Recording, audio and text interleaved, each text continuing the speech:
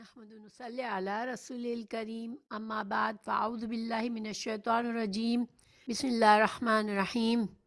ہم قرآن مجید کی تفسیر کر رہے ہیں اور آج کا سبق سورہ آل عمران کی آیت نمبر 7 سے ہے، تو ہم انشاءاللہ شروع کرتے ہیں۔ اعوذ باللہ من الشیطان الرجیم بسم اللہ الرحمن الرحیم۔ هو الذي أنزل عليك الكتاب منه آيات محكمات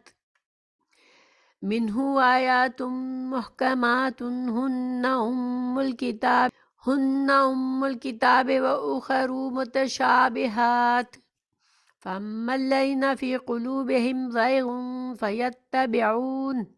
فيتبعون ما تشابه منه ابتغاء الفتنة وابتغاء تأويله وما يعلم تأويله إلا الله والراسخون في العلم يقولون آمنا به كل من عند ربنا وما يذكر إلا أولو الألباب۔ اس آیت کا ترجمہ ہے، وہی اللہ تعالیٰ ہے جس نے تجھ پر کتاب اتاری جس میں واضح مضبوط آیتیں ہیں جو اصل کتاب ہیں، و بعض متشابہات آیت بھی ہیں، بس جن کے دلوں میں کجی ہے وہ تو اس کی متشابہ آیتوں کے پیچھے لگ جاتے ہیں، فتنے کی طلب اور ان کی مراد کی جستجو کے لیے، حالانکہ ان کی حقیقت مراد کو سوائے اللہ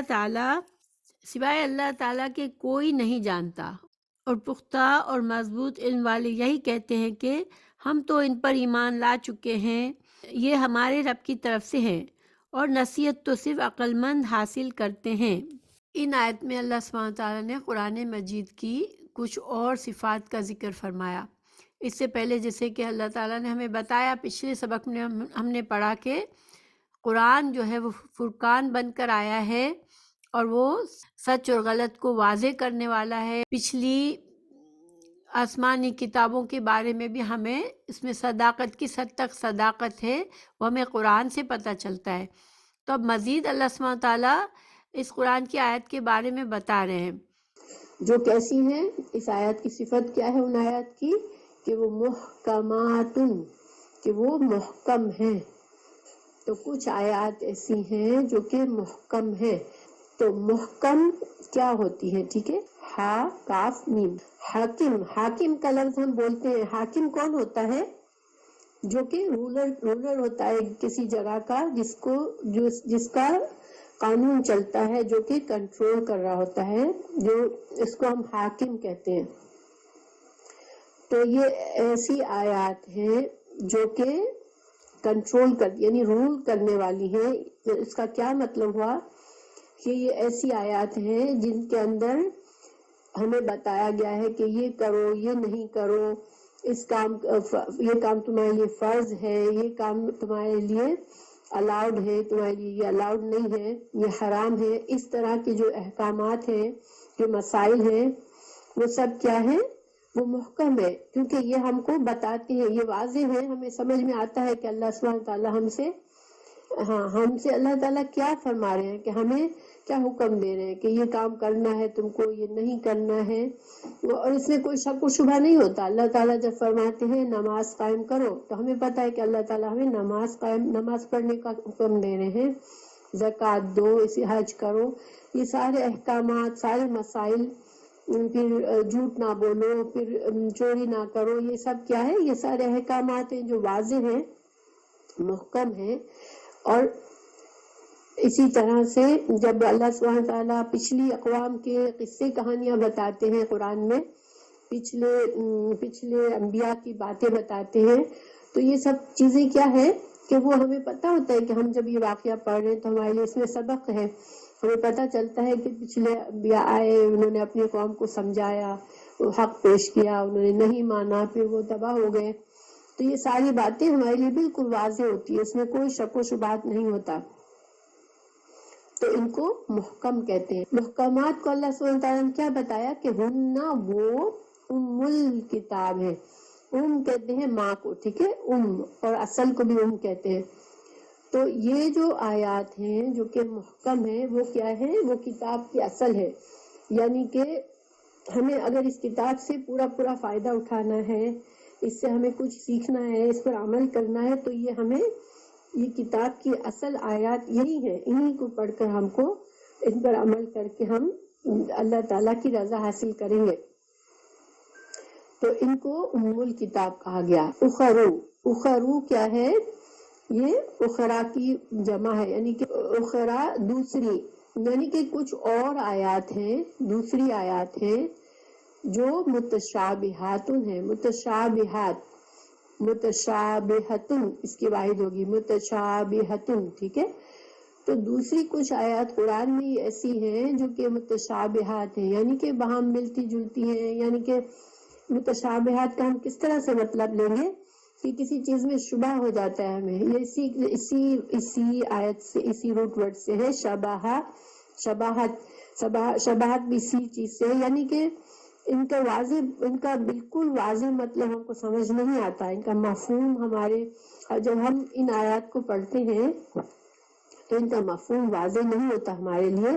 جیسے مثال کے طور پر اللہ کی ہستی، دیکھیں اللہ تعالیٰ کی ذات ہے، اللہ تعالیٰ کی بہت سی صفات بتائی گئی ہمیں، لیکن کیا ہم اللہ سبحانہ تعالیٰ کی ہستی کو پوری طرح سے سمجھ پاتے ہیں؟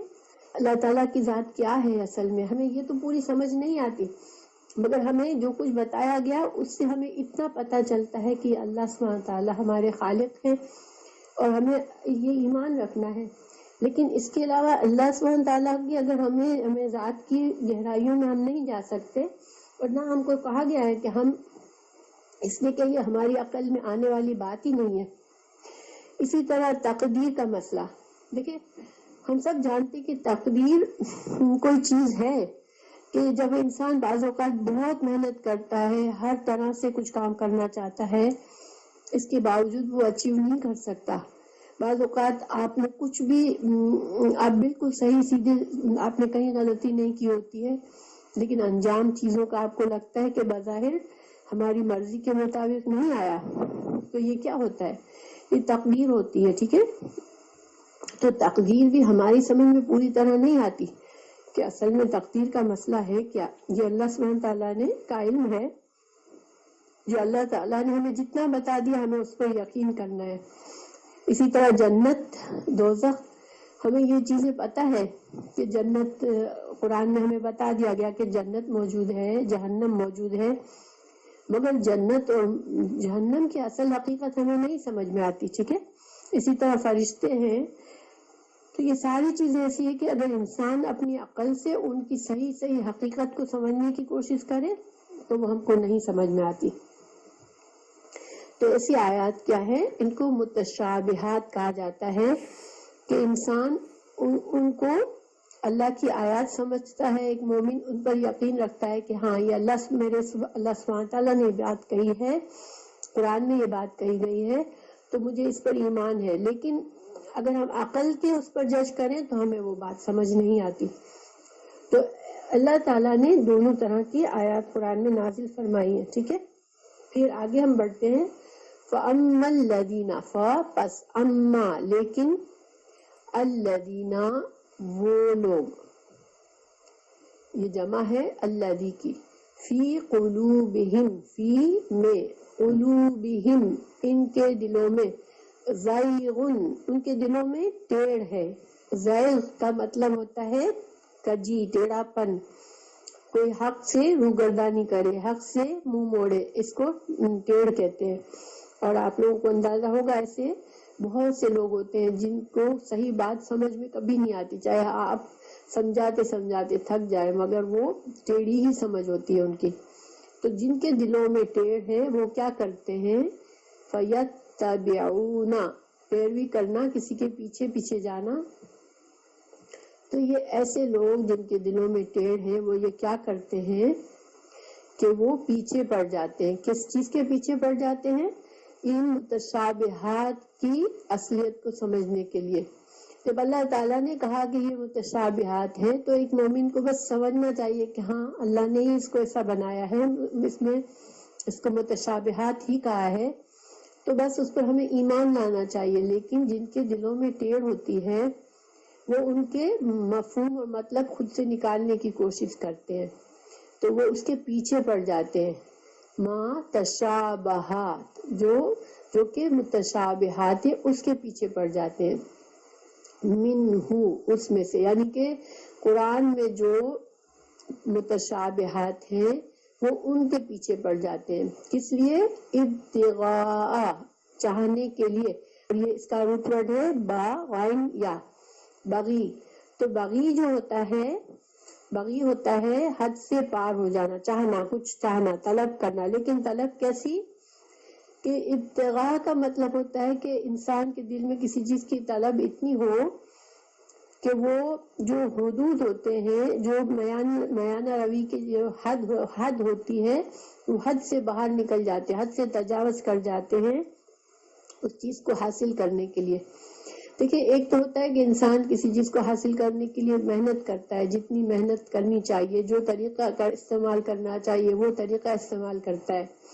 لیکن ایک ہوتا ہے کہ انسان صحیح غلط ہر طریقہ استعمال کر لے صرف اس چیز کو حاصل کرنے کے لیے. اس کو ابتغاء کہتے ہیں، ٹھیک ہے. لیکن ابتغاء دونوں طرح سے ہوتی ہے. ابتغاء مرضات اللہ، اللہ کی رضا حاصل کرنے کے لیے بھی انسان جو درمیانہ کوشش ہے اس سے آگے بڑھ کے احسان کے درجے کی کوشش کرتا ہے، تو وہ پسندیدہ ہے، ٹھیک ہے. آپ کو پتا ہے کہ انسان ایک تو دین کے احکامات پر عمل کرنے کے لیے ہمیں بتایا کہ یہ کرو، ٹھیک ہے. ہم نے اس پر جیسا کہا ویسا عمل کر لیا، لیکن ہم نے اپنا حق بھی نہیں مارا، اپنا حق بھی کم نہیں کیا، سامنے والے کا حق بھی کم نہیں کیا، اور ہم نے انصاف سے کام کیا. ایک ہوتا ہے کہ چونکہ ہمیں یہ خواہش ہوتی کہ اللہ ہم سے راضی ہو جائے، تو کسی کا حق نہیں ہے پھر بھی ہم اس کو اس سے زیادہ دے دیتے ہیں کہ اللہ راضی ہو جائے گا. اگر میں اس کو زیادہ دے دوں گی تو اللہ مجھ سے راضی ہو جائے گا. میں اگر زیادہ نفلیں پڑھوں گی، مجھ پر فرض تو نہیں ہے لیکن اللہ مجھ سے راضی ہو جائے گا. یہ والی ابتغاء ہے، یہ اچھی ابتغاء ہے، یہ پسندیدہ ہے دین میں. لیکن ایک ابتغاء ہوتی ہے، ایک ابتغاء ہوتی ہے ایکسیڈ کر لینا، اپنے لمٹ سے بڑھ جانا. ایک ابتغاء ہوتی ہے انسان حلال حرام کی پرواہ کیے بغیر کسی چیز کو جائز ناجائز طریقے کو چھوڑ کے اس کو حاصل کرنے کی طلب کرتا ہے. وہ کیا ہوتی ہے؟ وہ ناپسندیدہ اور بری ابتغاء ہے. تو جن لوگوں کے دلوں میں ٹیڑھ ہوتی ہے وہ کیا کرتے ہیں کہ وہ ابتغاء فتنتا، وہ الفتنہ، فتنے کی تلاش میں، فتنہ چاہنے کے لیے، اور وہ ابتغاء تاویلہ، یعنی وہ ان دو چیزوں کو حاصل کرنے کے لیے وہ کیا کرتے ہیں؟ ان متشابہات کے پیچھے پڑ جاتے ہیں. اب ایک ان کا مقصد یہ ہوتا ہے کہ وہ فتنہ کرے. تو فتنہ کیسے کرتے ہیں؟ وہ ان چیزوں سے کہ لوگوں کو گمراہ کرتے ہیں، ٹھیک ہے. یعنی کہ دیکھیں، اگر آپ کوئی انسان قرآن کی آیات کا مطلب مفہوم غلط نکال کر، اس کی نیت یہ ہوتی ہے کہ میں لوگوں کو غلط بات کی طرف لگا دوں، تو وہ فتنہ تلاش کر رہا ہوتا ہے. تو ایک تو ہوتا ہے کہ ابتغاء فتنہ حاصل کر، فتنہ پھیلانے کے لیے وہ ایسا کرتے ہیں کہ وہ تشابہات کے پیچھے پڑ جاتے ہیں. اور آج آپ کو پتا ہے قرآن سے ہی کتنے لوگ ایسی چیزیں نکالتے ہیں جن کو پھر وہ غلط معنی دے کر ان کو پبلک کے سامنے لاتے ہیں تاکہ وہ اسلام کو، قرآن کو لوگوں کی نظر میں اس کی ویلیو ختم کرے یا اس کے بارے میں غلط رائے قائم کروا دے. اور ایک مقصد ہوتا ہے ابتغاء تعویل ہی. یہ جن لوگوں کے دلوں میں ٹیڑھ ہے وہ کیا کرتے ہیں کہ وہ تشابہات کے پیچھے پڑتے ہیں، اور ان کا مقصد یہ ہوتا ہے کہ ان کے غلط معنی نکالے اور پھر اس سے لوگوں کو گمراہ کرے اور فتنہ پھیلائے، ٹھیک ہے. یہ مطلب ہوتا ہے ان کا. پھر وما، اور نہیں، یعلم، نہیں جانتا، تأویلہ، تعویل پھر سے آ گیا. تو یعنی کہ یہاں پر ہم تعویل لیں گے، تعویلہ، اس کا معنی، اس کی حقیقت، اس کی. ابھی کس کی طرف جا رہا ہے؟ یہ نہیں جانتا اس کی حقیقت یا اس کے معنی تشابہات کی طرف جا رہا ہے، ٹھیک ہے. ان کا یہ کہاں جا رہا ہے؟ متشابہات کی طرف. تو یعنی کہ ان متشابہات کا تعویل نہیں جانتا الا مگر اللہ، والراسخون اور مضبوط رسوخ رکھنے والے فی العلم، علم میں. تو رسوخ اور راسخ کیا مطلب ہوتا ہے کہ کسی چیز کا جذب ہو جانا. تو یہ ایسے لوگ ہوتے ہیں، ایسے علماء ہوتے ہیں کہ قرآن اور حدیث کا علم ان کے دلوں میں جذب ہوا ہوتا ہے، اتنی گہرائی میں پہنچے ہوئے ہوتے ہیں کہ وہ قرآن اور حدیث کی حکمت کو سمجھنے لگ جاتے ہیں. تو یہ یا تو راسخون فی العلم. تو یہاں پر دیکھیں، اب یہاں پر ایک قاعدہ ہے جو میں آپ لوگوں کو بتاتی ہوں. آپ کو پتہ ہے کہ قرآن میں بعض اوقات ہم کو وقف کرنا لازمی ہوتا ہے نا، وقفہ لازم کہتے ہیں نا، اور بعض اوقات ہم کو وقفہ کر سکتے ہیں، نہیں بھی کر سکتے. ٹھیک ہے، تو یہاں پر یہ جو چھوٹا سا میم ہے اس کا مطلب کیا ہوتا ہے؟ ہمارے مصحف میں یہ چھوٹا سا میم ڈال دیتے ہیں. تو اس کا کیا مطلب ہوتا ہے کہ وقفہ لازم. ہاں ٹھیک ہے، لیکن علماء نے یہاں کا، چونکہ دیکھیں اگر ہم اس جملے کو دیکھیں، ٹھیک ہے، نہیں جانتے اس کی تعویل مگر اللہ سبحانہ تعالیٰ اور راسخون فی العلم، علم میں مضبوط لوگ. تو دیکھیں، تو دیکھا جائے تو اگر ہم یہاں پر اسٹاپ کر دیتے ہیں تو پھر اس راسخون فی العلم کا تعلق اگلے حصے سے ہو جاتا ہے. ٹھیک ہے، تو اگر ہم نے یہاں وقفہ کیا تو ترجمہ کیا بنا اس آیت کا کہ نہیں جانتے اس کی تعویل مگر کوئی اور نہیں جانتا، مگر کون جانتا ہے؟ اللہ سبحانہ تعالیٰ. ہم نے یہاں بات ختم کر دی اور ہم آگے بڑھ گئے. والراسخون فی العلم یقولون آمنا بہ، اور جن کا علم مضبوط ہے وہ کہتے ہیں کہ ہم ایمان لائے ان پر. کل من عند ربنا، یہ سارا کا سارا ہمارے رب کی طرف سے ہے. ٹھیک ہے، اچھا یہ ایک جملہ ہو گیا اور یہ ایک جملہ ہو گیا. جملہ کیا ہوا کہ نہیں علم رکھتے اس کی تعویل کا مگر اللہ سبحانہ تعالیٰ. اور اگلا جملہ یہ ہے کہ اور راسخون فی العلم یقولون آمنا بہ کل من عند ربنا، لیکن جو علم میں پختہ لوگ ہیں وہ کہتے ہیں کہ ہم ایمان لائے ہر چیز پر، یعنی متشابہات پر بھی اور محکمات پر بھی، اور یہ سب کا سب اللہ ہی کی طرف سے، ہمارے رب کی طرف سے ہی ہے. ٹھیک ہے، یہ ایک مطلب ہو گیا. اچھا، اب کچھ علماء کیا کہتے ہیں کہ ہم یہاں پر وقفہ لازم نہ کریں اور ہم یہاں پر وقفہ کر لیں. یہاں بھی جائز ہے کہ ہم یہاں والراسخون فی العلم پہ وقفہ کر لیں. ٹھیک ہے، اب کیا ترجمہ بنتا ہے کہ نہیں علم، نہیں اس کی تعویل کو جانتے مگر اللہ سبحانہ تعالیٰ، اور جو لوگ علم میں بہت راسخ ہیں، بہت ہی جن کا علم بہت گہرا ہے، وہ لوگ جانتے ہیں اور اللہ سبحانہ تعالیٰ جانتے ہیں. ٹھیک ہے، اب یہاں پر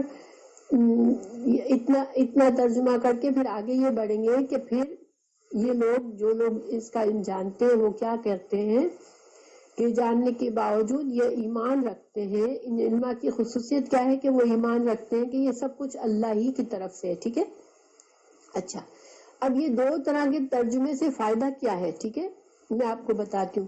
چونکہ دیکھیں قرآن میں بہت گہرائی ہے. ٹھیک ہے، اور اگر انسان جتنا اس کے علم میں گہرائی میں جاتا ہے اور قواعد کو اپلائی کر کے اس کے ترجمے میں وسعت پیدا کرتا ہے، تو پھر اس سے کیا ہوتا ہے کہ بہت سی باتیں واضح ہو جاتی ہیں. دیکھیں یہ جو متشابہات آیات ہیں اس میں کچھ آیات تو ایسی ہیں کہ صحیح بات ہے کہ کوئی بھی نہیں جانتا، ان کا علم اللہ ہی جانتا ہے. ٹھیک ہے، لیکن کچھ متشابہات آیات ایسی ہیں کہ میرے اور آپ جیسے لوگ جو ہیں جن کا کوئی علم نہیں ہے وہ تو نہیں سمجھ پاتے، کہ وہ کنفیوز ہوتے ہیں کہ اچھا اللہ تعالیٰ کا کیا مطلب ہوگا یہ بات کرنے کا.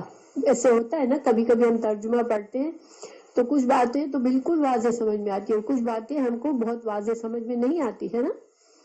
لیکن جو عالم ہوتے ہیں وہ ان باتوں کی وضاحت کر سکتے ہیں.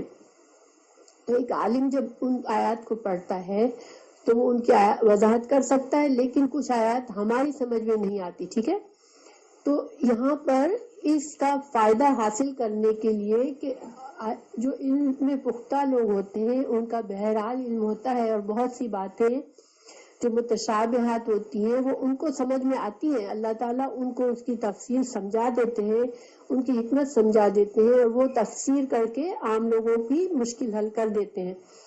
لیکن اصل حقیقت کچھ آیات ایسی ہے کہ جس کی اصل حقیقت صرف اللہ سبحانہ تعالیٰ ہی جانتے ہیں۔ تو اب یہ ترجمہ کیسے ممکن ہوا؟ تو یہ اس تعویل کے دو معنی ہونے کی وجہ سے، تعویل کے لغت میں دو معنی ہوتے ہیں۔ ایک معنی یہ ہوتا ہے کہ کسی چیز کی اصل حقیقت، ٹھیک ہے، اگر ہم یہ معنی لیں کہ اصل حقیقت ان چیزوں کی، ان متشابہات کی، تو ہم کہاں اسٹاپ کریں گے؟ لفظ اللہ پر، اس لیے کہ اللہ سبحانہ تعالیٰ ہی جانتے ہیں۔ لفظ تعویل کا ایک اور معنی لغت میں کیا جاتا ہے، وہ ہے کہ کسی چیز کی تفسیر اور وضاحت، کہ اس کو ذرا سا کھول کر بولنا، یہ وضاحت ہو سکتی ہے۔ تو یہ جو ہے نا، اس کی تفسیر اور وضاحت کا معنی اگر ہم نکالیں تو ہم یہ سمجھیں گے کہ متشابہات میں سے کچھ آیات ایسی ہیں جن کی وضاحت اور تفسیر راسخون فی العلم جو ہوتے ہیں وہ کر سکتے ہیں۔ وما یعلمون تاویلہ الا اللہ والراسخون فی العلم، اور یہاں پر ہم نے اسٹاپ کیا اور پھر ہم نے نیا جملہ یہاں سے شروع کیا، یقولون آمنا بہ کل من عند ربنا وما، اور نہیں، یذکروا نصیحت پکڑتے، الا مگر، اولو الالباب، لب کیا ہوتی ہے؟ خاص، کسی چیز کا خاص حصہ، اور عقل انسان کا، عقل بہت گہری ہے، بہت سمجھ ہے۔ تو اللہ سبحانہ تعالیٰ یہاں فرما رہے ہیں کہ جب اللہ تعالیٰ کی یہ باتیں سن کر جو نصیحت کون پکڑتے ہیں؟ جن کو اللہ نے عقل دی ہوئی ہے۔ عقل چاہیے انسان کو، اور عقل، دیکھیں یہاں پر ایک اشارہ ہمیں ملتا ہے کہ قرآن کو بغیر سوچے سمجھے صرف پڑھنے کے لیے نہیں ہے، اللہ سبحانہ تعالیٰ نے عقل کا استعمال کا کہا ہے کہ اس کو تم غور و فکر کرو، اس پر سمجھو، اس کی گہرائی میں جانے کی کوشش کرو، ٹھیک ہے۔ تو جو، اور اس سے پھر فائدہ کیا حاصل کرو؟ اس سے نصیحت پکڑو، ٹھیک ہے۔ اس ٹائم کو تم اس لیے نہیں غور و فکر کرو کہ تم فتنہ ڈھونڈو، لیکن اس سے تم نصیحت پکڑو اپنے لیے اور دوسروں کے لیے۔ پھر ہم آگے بڑھتے ہیں، ربنا لا تزغ قلوبنا، اے ہمارے رب، لا تزغ قلوبنا، نہ تو ٹیڑھا کر، زیغ کا مطلب ہوتا ہے ٹیڑھا پن، کجی ہونا، ٹھیک ہے۔ زیغ کا کیا مطلب ہوتا ہے؟ حق سے روح گردانی کرنا، یعنی حق جس کو سمجھ آتا ہو لیکن وہ حق کو سمجھنے کے باوجود وہ حق کو قبول نہیں کرنا چاہتا، وہ ٹیڑھا راستہ اختیار کرنا چاہتا ہے، تو اس کو زیغ کہتے ہیں، ٹھیک ہے۔ تو ربنا لا تزغ قلوبنا، اللہ سبحانہ تعالیٰ نے یہاں ہم کو پہلے دو طرح کے لوگوں کی بات بتائی، دو طرح کی آیات بتائی، اور بتایا کہ ان آیات کے لیے دو طرح کے رویے ہوتے ہیں۔ تو پھر فوراً ہم کو دعا سکھا دی کہ ہم ٹیڑھے لوگوں میں سے نہ بنے، ٹھیک ہے۔ تو اللہ سبحانہ تعالیٰ نے ہمیں فوراً سے دعا سکھا دی کہ ہم اللہ سے دعا مانگیں کہ اے ہمارے رب، تو لا تزغ، نہ تو ٹیڑھا کر، قلوبنا، ہمارے دلوں کو، بعد اس کے، اذ، جب، ہدیتنا، ہدایت دی تو نے ہم کو، جب تو نے ہم کو ہدایت دے دی ہے تو ہمارے دلوں کو ٹیڑھا نہ کرنا۔ وہب لنا، ہب، دیکھیں ہبا کرنا مطلب ہوتا ہے کسی کو تحفہ دینا، عطا کرنا، ٹھیک ہے۔ تو عطا کر، ہب یہ بھی فعل امر ہے، وہب لنا، اور عطا کر ہم کو، من لدن کا، یہ پورا ایک فریز کی طرح استعمال ہوتا ہے، اس کا مطلب ہوتا ہے اپنے پاس سے، ٹھیک ہے۔ یعنی کہ ہم تو دیکھیں، اللہ ہدایت تو اللہ تعالیٰ خالصاً اپنی رحمت سے دیتے ہیں، ہم یہ نہیں کہہ سکتے کہ ہم ڈیزرو کرتے ہیں۔ اگر اللہ تعالیٰ نے ہمیں مسلمان بنایا تو اللہ سبحانہ تعالیٰ نے ہم نے عطا کی ہے، ٹھیک ہے، یہ اللہ تعالیٰ کی رحمت ہے ہم پر۔ تو ہم اللہ سے دعا مانگ رہے ہیں کہ اللہ تو ہمارے دلوں کو ٹیڑھا نہ کرنا، جبکہ تو نے ہدایت دی ہے ہم کو، اور اپنی طرف سے رحمت کرنا ہم پر یہ، ٹھیک ہے. اگر اللہ تعالیٰ کسی کو ہدایت دیتا ہے، دین پر استقامت دیتا ہے، تو یہ کیا ہے؟ اللہ کی بہت بڑی رحمت ہے اس بندے پر. اللہ سبحانہ تعالیٰ کا شکر اور احسان ہے کہ اللہ نے ہم پر یہ رحمت کی کہ ہمیں مسلمان بنایا، اور اللہ تعالیٰ نے ہم پر یہ رحمت کی کہ ہم اللہ کے قرآن کو سمجھنے کی کوشش کریں تاکہ ہم اور ہدایت میں آگے بڑھیں انشاءاللہ. پھر انکا، بے شک تو، انتا، تو ہی، الوہاب، وہاب حب سے ہے، ٹھیک ہے. وہاب یہ اس میں مبالغہ ہے، وہاب بہت عطا کرنے والا. تو وہاب اللہ تو، یہ اللہ سبحانہ تعالیٰ کی صفات میں سے صفت ہے کہ اللہ تو بہت عطا کرنے والا ہے. تو ہمارے دلوں کو ہدایت دینے کے بعد ٹیڑھا مت کرنا، ٹھیک ہے. پھر آگے ربنا، اے ہمارے رب، انکا، بے شک تو، جامع، جمع کرنے والا ہے، الناسی، لوگوں کو، لیومن، ایک دن کے لیے، لا نہیں، ریبا، کوئی شک، فیہ، اس میں، ان اللہ، بے شک اللہ تعالی، لا یخلف، نہیں خلاف کرتا، المیعاد، وعدے، یہ وعدے سے ہے، میعاد، مقرر وقت پر ملنے کا وعدہ. تو اللہ تعالیٰ نے ہمیں یہ دعا سکھائی، اور ساتھ ہی ساتھ اس کے ساتھ یہ کہنے کا، دیکھیں جب انسان کو آخرت کا یقین ہوتا ہے نا تو وہ ہدایت پہ قائم رہنے کی کوشش بہت کرتا ہے اور دعا بھی کرتا ہے. تو اس وجہ سے ساتھ ساتھ یہ بات بھی بتا دی کہ اللہ تعالیٰ تو ہمیں پتہ ہے، ہمیں یقین ہے کہ تو ہم کو جمع کرے گا اس دن جو قیامت کا دن ہے، اس میں کوئی شک نہیں ہے. تو ہم اس بات پر یقین رکھتے ہیں اور ہم تجھ سے ہدایت کی دعا مانگتے ہیں، ٹھیک ہے. پھر ہم آگے بڑھتے ہیں. ان الذین، بے شک وہ لوگ، کفروا، جنہوں نے کفر کیا، لن، ہرگز نہیں، تغنیہ، کام آئے گا.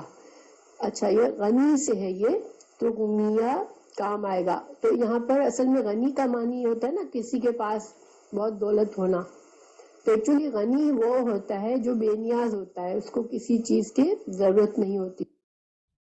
اسی سے یہ مطلب نکلتا ہے کہ کام آنا کسی کے، ٹھیک ہے. لن تغنیہ، نہیں، ہرگز کام نہ آئے گا، انہم، ان کو، اموالہم، ان کے مال، ولا، او نہ، اولادہم، ان کی اولاد. یعنی جو لوگ کفر کریں گے ان کو نہ ان کا مال بچا سکے گا، نہ ان کی اولاد. کس چیز سے؟ من اللہ، اللہ سے، شیئن، کچھ بھی. یعنی اللہ سبحانہ تعالیٰ ان کو ضرور سزا دے گا جو اللہ کا کفر کریں گے. اور کفر آپ کو پتہ ہے کہ کیا معنی ہوتا ہے؟ جس کو حق پہچان ہو گئی، جس کو حق پیش کیا گیا اور اس نے انکار کر دیا، اس کو ہم کافر کہتے ہیں، ٹھیک ہے. تو کافر اس معنی میں دیکھیں کہ جس کو حق بتایا گیا اس نے انکار کر دیا، تو پھر اللہ سبحانہ تعالیٰ جو ہے وہ اس کی سزا سے ان کا مال اور ان کی اولاد ان کو نہیں بچا سکے گی. وَأُولَٰئِکَ، اور وہی لوگ، ہم وقود النار، تو وہ آگ کا ایندھن ہوں گے. وقود کہتے ہیں ایندھن کو، النار آگ کا. کیونکہ نجران کا وفد آیا تھا، انہوں نے رسول اللہ صلی اللہ علیہ وسلم سے بات چیت کی دین کے بارے میں. ان کو سب سمجھ آ گیا کہ آپ صلی اللہ علیہ وسلم سچے نبی ہے، لیکن انکار کیا تھا. اس لیے ان کو یہ ایک طرح سے ان کے لیے دھمکی ہے یہ کہ ان کے یہ انکار کرنا ان کو سزا سے نہیں بچا سکے گا. پھر کدأبی، مانند، کدأبی کا لفظ ہوتا ہے کسی چیز کی طرح، ٹھیک ہے. ان کسی کی جیسی حالت ہوئی ایسی حالت، ٹھیک ہے. تو کدأبی، مانند حالت، آل فرعون، آل فرعون کی. یہاں پر اللہ تعالیٰ نے فرعون کی مثال کیوں پیش کی کہ اس کے پاس بہت مال تھا، اس کے پاس بہت کچھ تھا، لیکن وہ پھر بھی اللہ کا انکار کرنے کی وجہ سے اس کو سزا سے کسی چیز نے نہیں بچایا. تو یہ ایک طرح سے دھمکی ہے. والذین، اور وہ لوگ، من قبلہم، اور جو لوگ فرعون سے پہلے بھی اس طرح کے تھے جنہوں نے اللہ کی بات میں کو انکار کیا، کفر کیا اللہ کی ذات سے، تو ان کا بھی وہی انجام ہوا، ان کو بھی ان کے مال اور اولاد نے اللہ کے عذاب سے، اللہ کی پکڑ سے نہیں بچایا تھا۔ کذبوا بآیاتنا، انہوں نے کیا کیا تھا، ان سب کا جرم کیا تھا کہ انہوں نے جھٹلایا تھا بآیاتنا، ہماری آیات کو، فأخذہم، تو پکڑ لیا ان کو، اللہ نے، بذنوبہم، بھی یہاں پر وجہ کے لیے آیا ہے، سبب کے لیے، تو ان کے گناہوں کے سبب سے اللہ نے ان کو پکڑ لیا۔ واللہ، اور اللہ تعالی، شدید العقاب، بہت سخت ہے، شدید ہے، العقاب، عقاب سزا دینے میں۔ اور عقاب کیسی سزا ہوتی ہے؟ عقب سے، عقب کا مطلب کیا ہوتا ہے؟ ایڑی، تو ایڑی جیسے پیچھے ہوتی ہے نا، تو سزا، ایسی سزا جو انسان کے گناہوں کے بعد اس کو سزا ملے، ٹھیک ہے، اس کو عقاب کہتے ہیں، گناہوں کی سزا، گناہوں کی پنشمنٹ۔ قل للذین، کہہ دیجئے ان لوگوں کو، کفروا، جنہوں نے کفر کیا، ستغلبون، ان قریب، تم، غلبون یعنی کہ تغلبون، تم غالب، مغلوب ہو جاؤ گے، ٹھیک ہے، اور تحشرون، تم اکٹھے کیے جاؤ گے، الا، طرف، جہنم کی، وبئس، اور کتنا برا ہے، المہاد، مہد، اکٹھا ہونا، ٹھیک ہے۔ قد، تحقیق، کانا ہے، لکم، تمہارے لیے، آیتن، ایک نشانی، تمہارے لیے ایک نشانی ہے، فی فئتین، دو گروہوں میں، دو کیوں آیا ہے؟ فئتین، یہ تسنیہ ہے، التقطا، کہ دو ایک دوسرے سے ملے، فئتن، ایک گروہ، تقاتلو، لڑ رہا تھا، فی سبیل اللہ، اللہ کے راستے میں، وَأُخْرَى، اور دوسرا، کافرتن، کافر تھا، تو یرونا، وہ دیکھ رہے تھے، ہم، ان کو، مثلیہم، یہ مثلی کیا ہے؟ تسنیہ ہے، ٹھیک ہے، دگنا، یعنی جتنے وہ خود تھے اس سے ڈبل وہ ان کو نظر آ رہے تھے، ٹھیک ہے، یہ مطلب ہے مثلی، یعنی ان کے جو خود اپنی طرح، جیسے اگر مثلہم ہوتا تو ہوتا مطلب کہ وہ اپنی طرح نظر آ رہے تھے، ٹھیک ہے، مثلہم، لیکن مثلیہم کا مطلب یہ ہے کہ وہ جتنے خود تھے اس سے دگنے نظر آئے تھے۔ رأیا کہتے ہیں آنکھوں سے دیکھنا، ٹھیک ہے، رأی العین، دیکھنا آنکھ کا، یعنی کہ جب یہ دو گروہ آمنے سامنے ہوئے تو وہ کافروں کو کیا لگ رہا تھا کہ مسلمانوں کی تعداد ان سے دگنا ہے، اور مسلمانوں کو کیا لگ رہا تھا کہ کافروں کی تعداد ہم سے دگنا ہے، یہ مطلب ہے یہاں پر، ٹھیک ہے۔ واللہ، اور اللہ تعالی، یؤید، تائید کرتا ہے، بنصرہ، اپنی مدد کے ساتھ، من یشاء، جس کی، یشاء، وہ چاہتا ہے، ان فی، بے شک، اس میں، بے شک اس میں، لعبرتن، البتہ عبرت ہے، کسی کو دیکھ کر نصیحت پکڑنا، کسی کی حالت دیکھ کر، کسی کو سزا میں دیکھ کر انسان جب نصیحت پکڑتا ہے، اس کو عبرت کہتے ہیں۔ لِأُولِي الْأَبْصَارِ، اہل بصیرت کے لیے، اولی الابصار، پہلے ہم نے پڑھا اولی الالباب، اب یہاں اولی الابصار، اور یہ بصیرت سمجھداری کے لیے ہے، عقل مندی کے لیے، ٹھیک ہے۔ تو یہاں تک ہم نے الحمدللہ زیادہ زور میں نے الفاظ پر دیا ہے اور لفظوں کی تشریح کی ہے، کیونکہ اس میں جو الفاظ تھے ان میں بڑی گہرائی تھی، ان کو تفصیل سے سمجھنا بہت ضروری تھا، لیکن اب تھوڑا سا خلاصے کے طور پر تفسیر کر لیتے ہیں انشاءاللہ۔ آج کی آیت نمبر 7 میں اللہ تعالیٰ نے بتایا کہ قرآن کی آیات دو طرح کی ہیں، اور اس میں جو ہے ان آیات کے دو طرح کے رویے ہیں، یعنی کہ لوگ جو ہیں قرآن کی یہ جو آیات کے دو قسم کی آیات ہیں اس کو کس طرح سے لیتے ہیں، اس طرح یہ دو طرح کے لوگ ہیں۔ تو ہم پڑھتے ہیں انشاءاللہ، ترجمہ پڑھتے ہیں۔ بسم اللہ الرحمن الرحیم۔ وہی اللہ تعالیٰ ہے جس نے تجھ پر کتاب اتاری جس میں واضح مضبوط آیاتیں ہیں جو اصل کتاب ہے، اور بعض متشابہات آیتیں ہیں، بس جن کے دلوں میں کجی ہے وہ تو اس کی متشابہہ آیتوں کے پیچھے لگ جاتے ہیں اور فتنے کی طلب اور ان کی مراد کی جستجو کے لیے، حالانکہ ان کی حقیقت مراد کو سوائے اللہ تعالیٰ کے کوئی نہیں جانتا۔ اور پختہ اور مضبوط علم والے یہی کہتے ہیں کہ ہم تو ان پر ایمان لا چکے، یہ ہمارے رب کی طرف سے ہے، اور نصیحت تو صرف عقل مند ہی حاصل کرتے ہیں۔ اب ہم نے جب ہم الفاظ کی تشریح پڑھ رہے تھے تو ہم نے آیت محکمات اور آیت متشابہات کا مفہوم انشاءاللہ سمجھ لیا تھا اچھی طرح سے کہ محکمات کیا ہے اور متشابہات کیا ہے، ٹھیک ہے۔ تو یہاں پر یہ کہنے کا ایک اور بھی ریزن یہ بھی تھی کہ دیکھیں عیسائیوں نے، اللہ تعالیٰ نے قرآن میں حضرت عیسیٰ علیہ السلام کے بارے میں کہا کہ وہ روح اللہ ہے، وہ کلمت اللہ ہے، لیکن اللہ تعالیٰ نے یہ بھی فرمایا کہ وہ اللہ کے بندے ہیں، اللہ کے نبی ہیں، ٹھیک ہے۔ تو اس سے جس کو یہ سمجھنا تھا کہ واقعی حضرت عیسیٰ علیہ السلام اللہ کے بندے ہیں، اللہ کے ایک نبی ہیں، تو انہوں نے کلمت اللہ، تو اللہ کا کلمہ سے کیا مطلب دیا کہ اللہ تعالیٰ نے کلمہ کن سے پیدا کیا ان کو، ٹھیک ہے۔ آپ کو پتہ ہے کہ انسان کو اللہ تعالیٰ نے آدم علیہ السلام کو اپنے کلمہ کن سے پیدا کیا، اس کے بعد ان سے نسلیں چلی، تو وہ کیسے چلی کہ شوہر اور بیوی سے اولاد ہوتی ہے، اس طرح سے نسلیں چلتی نہیں، لیکن حضرت عیسیٰ علیہ السلام کو اللہ تعالیٰ نے باپ کے بغیر اپنے کلمہ کن سے حضرت مریم کے رحم میں ان کو جگہ دی۔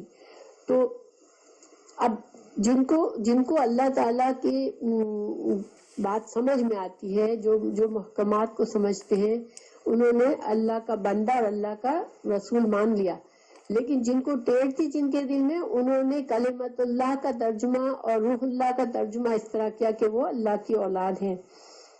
تو یہ اس وجہ سے بھی ایک طرح سے یہ آیت ہمیں یہ فرق بتاتی ہے۔ پھر اس آیت سے ہمیں اللہ تعالیٰ نے بتایا کہ جو لوگ جن کا عقیدہ درست ہے، جو قرآن کی محکم آیت پر عمل کرتے ہیں، تو وہ کیا کہتے ہیں کہ متشابہات کے مفہوم کو بھی وہ ان کی روشنی میں دیکھتے ہیں، یعنی کہ وہ اللہ تعالیٰ کی جو محکم آیات ہیں ان کو سیکھ کر متشابہات کی بھی تفسیر کو سمجھنے کی کوشش کرتے ہیں۔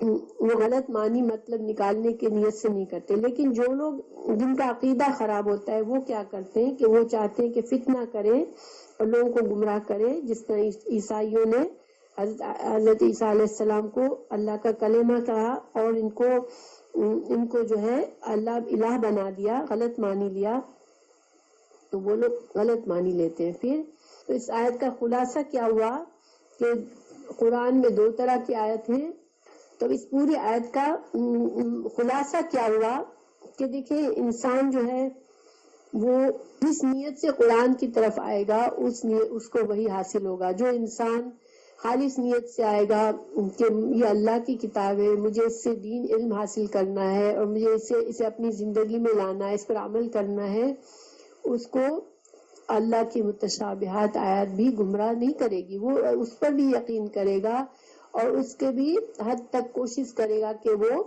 ایسے معنی اور مفہوم کو سمجھے جو اس کے ایمان کو بڑھائے۔ لیکن جو لوگ خود بھی دین پر عمل نہیں کرنا چاہتے، پھر وہ دوسروں کو گمراہ کرنا چاہتے ہیں۔ دیکھیں کبھی بھی انسان جب خود حقیقت سے دور رہنا چاہتا ہے تو وہ اکیلا نہیں رہنا چاہتا، ٹھیک ہے، وہ چاہتا ہے کہ وہ دوسروں کو بھی اپنے ساتھ لے کرے، کہ وہ فتنہ پھیلاتے ہیں، وہ دوسروں کو بھی غلط باتیں کر کے دوسروں کو بھی دور رکھتے ہیں۔ تب اگلی آیت میں ترجمہ میں پڑھتی ہوں، پھر میں اس سے تعلق بتاتی ہوں اگلی آیت کا، کہ اگلی آیت میں اللہ تعالیٰ نے ہمیں دعا سکھائی کہ ہمارے رب ہمیں ہدایت دینے کے بعد ہمارے دل ٹیڑھے نہ کر دے اور ہمیں اپنے پاس سے رحمت عطا فرما، یقیناً تو ہی بڑی عطا دینے والا ہے۔ تو دیکھیں چونکہ اللہ تعالیٰ نے یہ حقیقت واضح کر دی کہ ایون قرآن پڑھ کر بھی لوگ گمراہ ہو سکتے ہیں نا، تو یہ تو انسان کی نیت پر ہے کہ انسان کیا کرنا چاہ رہا ہے۔ تو پھر جن لوگوں کے دلوں میں ڈر ہوتا ہے کہ ہم کو ان دو آیات کا ترجمہ ملا کے ہے کہ ان کو یہ اعتراف کرتے ہیں کہ اے ہمارے رب تو یقیناً لوگوں کو ایک دن جمع کرنے والا ہے، اس کے آنے میں کوئی شک نہیں، یقیناً اللہ تعالیٰ وعدہ خلافی نہیں کرتا۔ تو جب جو لوگ واقعی میں یقین رکھتے ہیں کہ آخرت آئے گی اور ہمیں اللہ کے سامنے ہمارے اعمال کا جواب دینا ہے اور ہمیں ہمارے گناہوں کی سزا ملے گی اور ہمیں ہماری نیکیوں کے اجر ملے گا، تو پھر وہ لوگ ڈر جاتے ہیں، وہ دعا کرتے ہیں اللہ سے کہ اللہ جس طرح سے کچھ لوگ ٹیڑھے ہو جاتے ہیں قرآن پڑھ کر بھی وہ غلط چیز ہی سمجھتے ہیں، تو ہمارے دلوں کو ٹیڑھا نہ ہونے دینا اور ہمارے دلوں کو تو ہدایت پر قائم رکھنا۔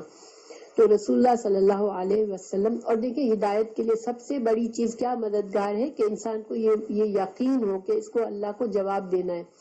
اگر ہمیں یہ ہو کہ ہمیں کوئی پکڑنے والا نہیں تو پھر انسان کو کوئی چیز نہیں روک سکتی گناہ کرنے سے، ٹھیک ہے۔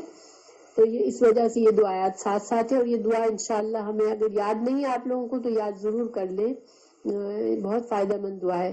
اور اس کے بارے میں حدیث ہے رسول اللہ صلی اللہ علیہ وسلم بہت زیادہ یہ دعا کیا کرتے تھے، یا مقلب القلوب ثبت قلبی علی دینک، اور انشاءاللہ آپ لوگوں کو آتی ہوگی، یا مقلب القلوب ثبت قلبی علی دینک، اور یہ دعا آپ نے نفل نمازوں میں سجدے میں بھی پڑھی ہے یہ دعا بہت، ٹھیک ہے، کثرت سے۔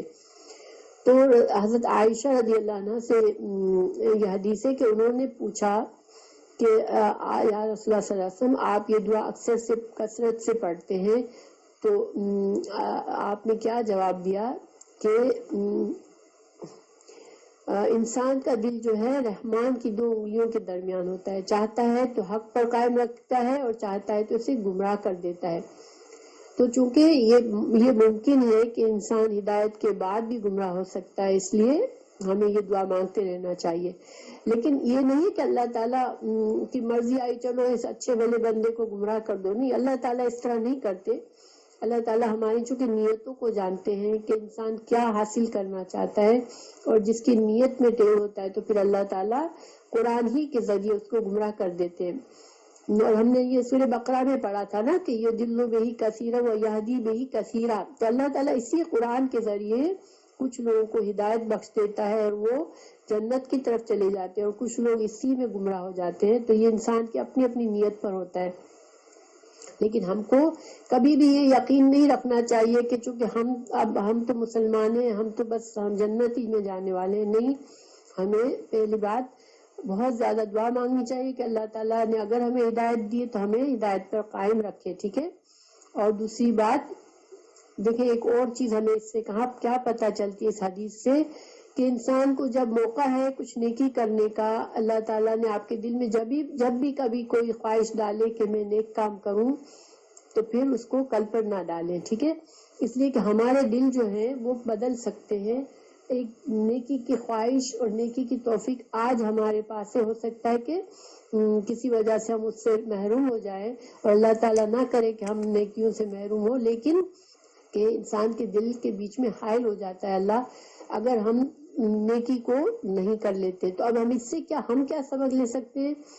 دیکھیں ہم قرآن سیکھ رہے ہیں الحمدللہ، اور قرآن کو سیکھنا اور سمجھنا یہ اللہ تعالیٰ کی بہت بڑی رحمت ہے، اور یہ ہدایت کا ذریعہ ہے۔ تو اس کو ہم کبھی بھی ہم یہ نہ سوچے کہ آج میری زندگی میں بہت سی مصروفیات ہیں، میں آج اس کام کو چھوڑ دوں، میں آئندہ کبھی کر لوں گی، اس طرح سے کبھی بھی نہ چھوڑیں اس کو، ٹھیک ہے۔ اس لیے کہ اللہ تعالیٰ نے آپ پر اور مجھ پر انعام کیا ہے کہ ہم یہاں مل کر بیٹھ کے قرآن سیکھنے کی کوشش کر رہے ہیں۔ جس طرح یہ نعمت ہم کو ملی ہے وہ ہٹ بھی سکتی ہے۔ پھر اللہ تعالیٰ نے اس کے بعد یہ آیات اس دعا سکھا دی، اللہ تعالیٰ نے ہمیں بتا دیا کہ لوگ جو ہیں ان کے دل ٹیڑھے ہو جاتے ہیں، جو لوگ ٹیڑھے دل والے لوگ جو ہیں وہ ہدایت سے خود بھی گمراہ ہوتے ہیں، دوسروں کو بھی کرتے ہیں۔ پھر اللہ تعالیٰ نے یہ ایک طرح سے دھمکی دی کافروں کو، ان کے مال اور ان کے اولاد اللہ تعالیٰ کے عذاب سے چھڑانے میں کچھ کام نہ آئیں گی، یہ تو جہنم کا ایندھن ہے، جیسا کہ آل فرعون کا حال ہوا۔ اور ان کا جو ان سے پہلے تھے انہوں نے ہماری آیتوں کو جھٹلایا، پھر اللہ تعالیٰ نے بھی انہیں ان کے گناہوں میں پر پکڑ لیا، اور اللہ تعالیٰ سخت عذاب والا ہے۔ تو ایک طرح سے یہ اس کا اس وقت کے زمانے میں یہ نجران کے وفد نے چونکہ انکار کیا، تو ان کو بتایا جا رہا ہے کہ جس مال اور جن اولاد کے زوم میں تم ہو، کہ تم جو ہو بہت، تمہارے پاس بادشاہتیں ہیں، تمہارے پاس مال ہے، تو تم یہ نہ سمجھو کہ اللہ کی پکڑ سے تم بچ جاؤ گے۔ پھر ایک مثال دی گئی فرعون کی، کہ فرعون کا جو اقتدار تھا کہ دنیا میں اتنا اس کے پاس مال اور دولت اور بادشاہت تھی کہ وہ خود کو ہی رب سمجھتا تھا، الہ سمجھتا تھا، لیکن وہ بھی ذلیل اور خوار ہو کے دنیا سے رخصت ہوا، اور آخرت میں بھی اس کو عذاب ملنا ہے۔ تو انشاءاللہ آخرت کو یاد کرنا جو ہے وہ ایک بہت اچھی چیز ہے، اور ہمیں اس سے ہمیشہ ہمارے ذہن میں ہونا چاہیے۔ ہماری موت کو یاد کرنا، اس میں کوئی ڈپریشن نہیں ہے، انشاءاللہ یہ ہمارے لیے ہم کو بچانے کا ذریعہ ہوگی انشاءاللہ۔ پھر اللہ تعالیٰ نے فرمایا کافروں سے کہہ دیجئے کہ تم ان قریب مغلوب کیے جاؤ گے اور جہنم کے طرف جمع کیے جاؤ گے، اور برا ٹھکانہ ہے۔ یہاں پر اللہ تعالیٰ نے ان کو دھمکی دے دی کہ جو بھی، اب یہ دھمکی اس کے بارے میں شان نزول یہ بھی ہے کہ یہ یہودیوں کے، چونکہ مدینہ کے یہودی تھے، ان کے ساتھ ایک واقعہ پیش آیا کہ آپ صلی اللہ علیہ وسلم کو انہوں نے کہا کہ آپ کا معاملہ تو جو ہے آپ کا ابھی ہم سے واسطہ نہیں پڑا ہے، اور ہم تو بہت جنگ کرنے والے ہیں، اور آپ کیا سمجھتے ہیں، ہم تو جیسے کہ حضرت رسول اللہ صلی اللہ علیہ وسلم کو ڈرانے کی کوشش کی اور اپنی بڑائی جتائی۔